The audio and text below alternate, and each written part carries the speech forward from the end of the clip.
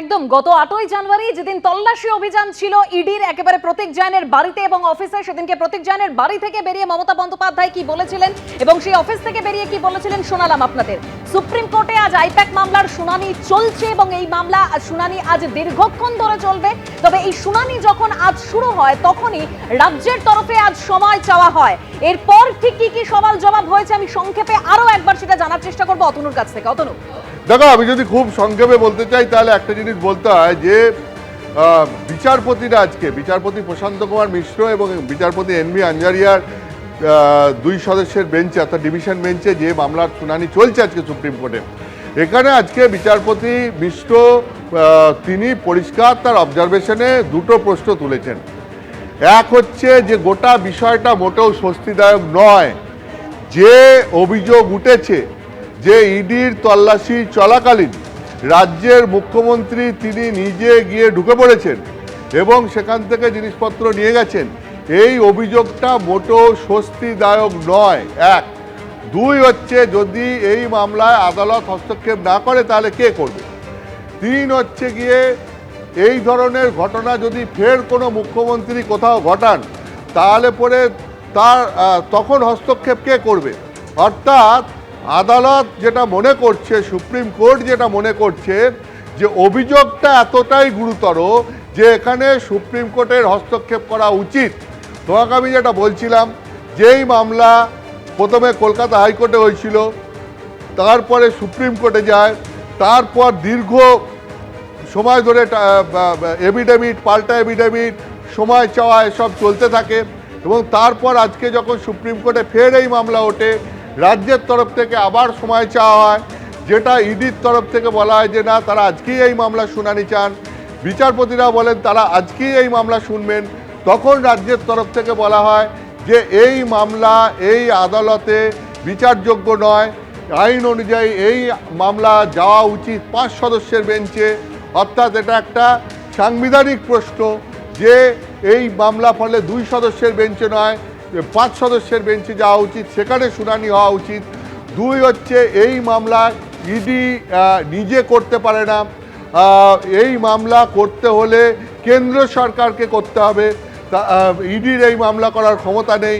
এই রকম যদি সমস্ত সংস্থা এসে এরকম আদালতে এই ধরনের মামলা করে তাহলে কী হবে। রাজ্যের তরফ থেকে এই ধরনের নানান প্রশ্ন তোলা হয়। হ্যাঁ, তাতে বিচারপতিরা পরিষ্কার তাদের মনোভাব তাদের পর্যবেক্ষণের মধ্যে দিয়ে বুঝিয়ে দেন যে তারা এই মামলা শুনবেন এবং রাজ্যের বলা শেষ হলে আজকে কেন্দ্রের তরফ থেকে সলিসিটর জেনারেল, ইডির তরফ থেকে কেন্দ্রের সলিসিটর জেনারেল তুষার মেহতা তিনি বলবেন।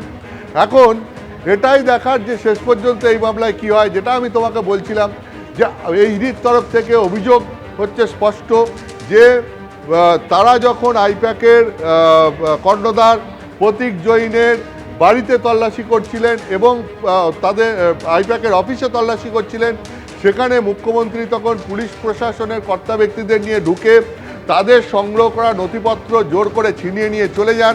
তখন তারা তল্লাশি বন্ধ করে দেন এবং তারা সেখান থেকে আর কোনো কিছু বাজেয়াপ্ত করেননি। তারপরে তখন তৃণমূল কংগ্রেস মুখ্যমন্ত্রী তাদের তরফ থেকে অভিযোগ করা হয় যে আইপ্যাক দীর্ঘদিন ধরে কাজ করছে তৃণমূল কংগ্রেসের, তাদের কাছে প্রচুর তৃণমূল কংগ্রেসের নথিপত্র ছিল, সেই সমস্ত নথিপত্রই তারা সেখানে আনতে গেছিলেন। এবং শুধু তাই নয়, মুখ্যমন্ত্রীর তরফ থেকে হলফনামা দিয়ে এটাও বলা হয় যে ইডির অফিসারদের অনুমতি ক্রমেই মুখ্যমন্ত্রী ওখান থেকে নথিপত্র নিয়ে এসেছিলেন, জোর করে নিয়ে আসার অভিযোগ ঠিক নয়। এর পাল্টা ইডির তরফ থেকে বলা হয় যে না, কোনো অনুমতি দেওয়া হয়নি, জোর করে ওখান থেকে নথিপত্র নিয়ে যাওয়া হয়েছে। এবং এরপর এই মামলার শুনানি সুপ্রিম কোর্টে চলছে। সুপ্রিম কোর্টে রাজ্যের বক্তব্যের পর ইডির আইনজীবী তাদের বক্তব্য রাখবেন এবং তারপর বিচারপতিরা কী সিদ্ধান্ত নেন সেটাই দেখার। তার কারণ ইডি চাইছে যে এই মামলার পরিপ্রেক্ষিতে একটা বড়সড় তদন্তের কোনো সিদ্ধান্ত হোক এবং সেই কারণেই তারা আদালতের দ্বারস্থ হয়েছেন। রাজ্যের বক্তব্য শেষ হওয়ার পর ইডির বক্তব্য হয়তো আজকেই শোনা যাবে এবং তারপর আমাদের অপেক্ষা করতে হবে যে বিচারপতিরা কি পর্যবেক্ষণ বা কি রায় দিচ্ছেন আজকে তার উপর। ধন্যবাদ অতনু। এবিপি আনন্দ, এগিয়ে থাকে, এগিয়ে রাখে।